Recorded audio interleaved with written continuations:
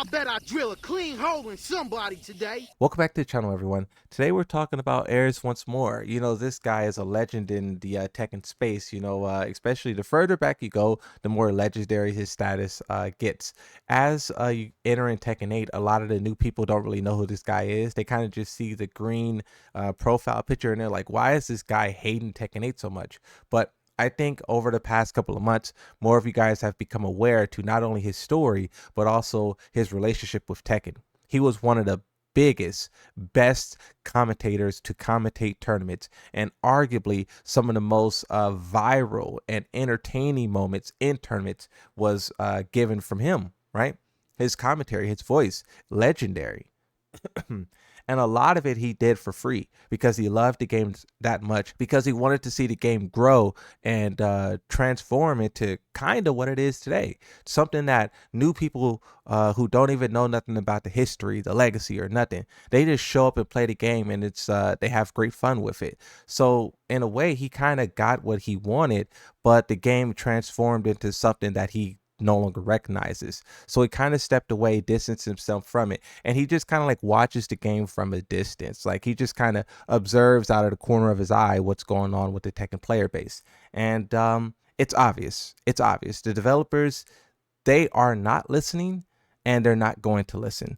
Players kind of had to understand this the hard way. We thought that we could convince them to change the game. We thought that, season 2 was just a mistake. Season 3 will fix it. Largely the reason why we believed that is because, the developers were lying. They were straight up gaslighting us, telling us it's going to be a defeatsive update, telling us that they want to listen to the players, asking for feedback. They were telling us all these things while continuing doing whatever they wanted. And players just had to realize, like, oh, they're not going to listen to us. They're just basically carrot on the stick. They're just like trying to, push us. They're just trying to drag us along for as long as possible to increase their player count, their sales, their this, that, hope, etc. So a lot of people kind of dusted their hands with the game and quit the game. Some people, a lot of people still playing. Myself, I still play a lot. I'm a content creator, and if I was to stop playing Tekken, not only would my channel die in a week, but also I got bills to pay. And I'm not gonna like go into debt because Tekken 8 sucks. I'll continue covering the game, continue playing the game, and I'll slowly try to pivot my channel in a different direction. If that doesn't work out, it doesn't work out. But by that time, Tekken 8 will either be truly dead or it will be revitalized once more. But until then, players are all having this kind of awakening. And Aris here in this clip is saying the quiet part out loud. This clip was sent to me and I posted it to Twitter. I was quoting Aris. Aris says Tekken 8 will never be good because the devs have shown that they don't know how to make it good. That is a interesting statement because it's kind of true. One example of this before I play the clip is Lydia. Lydia is a character who the developers either nerf her and make her totally unviable, like she completely falls out of the meta, or they buff her and she becomes the most dangerous, deadliest thing on the planet. They can never find the middle ground with that character, and that is like a shining example of how they don't know how to balance her. And there's other characters like that. There's other examples like that where they either make a move, a character, or something completely useless, or it's like super broken, right? So the developers, after doing that for about 2 years or so, players are like, oh, you guys don't know what you're doing. And also, you scapegoated the last development team because you blamed those guys for doing what you told them to do, right? Making the game aggressive, putting stances in the game, plus frame this or that. You blamed them for following orders, but then also you said that they didn't know how to do their job, but they were literally doing what you told them to do. And the reason why I say that is because season 3 was season 3 was done by the new development team, right? Who replaced the season 2 devs. And in season 3, they did the same exact thing as season 2, just to a smaller degree, but it's the same exact thing. So that's the thing that the players are realizing. It's all a sham. It's all a lie. Here's Aris talking about Tekken 8. I'll play the clip. For Tekken 8, you can be 100% sure that that game is going to be trash. It's never going to be good because the devs have shown you that they don't know how to make it good. The opposite is the case for PoE. PoE 2 also is kind of trash right now. But the devs have shown you that not only can they make it good, they will. There's like no doubt in my mind that these guys are capable of making PoE 2 good. They will. Just give them time. That's a different sentiment than you get with Tekken 8. Doesn't matter if they had all the fucking time on earth. They will never know how to make that game good.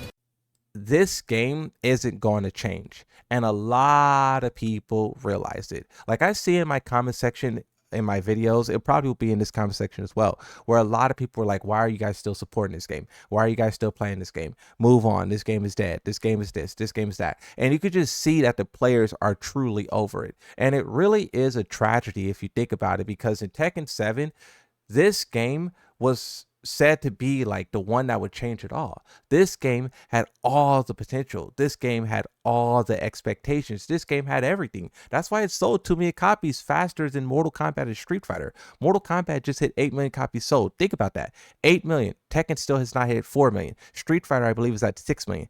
Tekken 8 sold 2 million copies faster than both of those games. So think about how backed this game was, how supported this game was. Everyone loved it at the start, and the developers just made all the wrong decisions, and people were kind of just exhausted. And it's not even like people are angry or upset or anything like that. It's just people are kind of like at a point of acceptance. When you talk about like the 7 layers of grief, it really is like this somber kind of like, you know, sadness, despair, disappointment. It's a lot. It's weird what Tekken has turned into, and it's all because the developers have their own goals, their own objectives, their own ideas, and they don't care about nothing. They're going to deliver the game that they want, and who knows, their player count looks kind of consistent. It's slowly dropping, kind of, right? But it's consistent. And when you see Kunimitsu's on the horizon and Bob's on the horizon, you know, some of these characters who had high usage in Tekken 7, they're probably going to pick back up again. So are they really incentivized or motivated? Do they feel pressured to fix their game? I mean, you could say maybe, because like the Steam reviews look bad, people are quitting, the game has a horrible reputation. But once again, going back to the question that Aris, or what Aris said, is like, are they even capable? I'm not the biggest expert in the game, but when I listen to the experts, to the pros, to the players who really understand the frames, and I just hear them talk about, why was this move made like this? This move is ba ba ba, plus this, ba ba, tracks like that, block like this or that. And then they just explain so eloquently why the move is so bizarre and so broken. And then you wonder like, the developers must have been stupid, or they just wanted the opponent to suffer at the hands of that move. You know what I mean? Like, there's so many moves in this game. The only way they exist is if the developers really don't know how to make the game, or if they really just want you to have no way to fight back.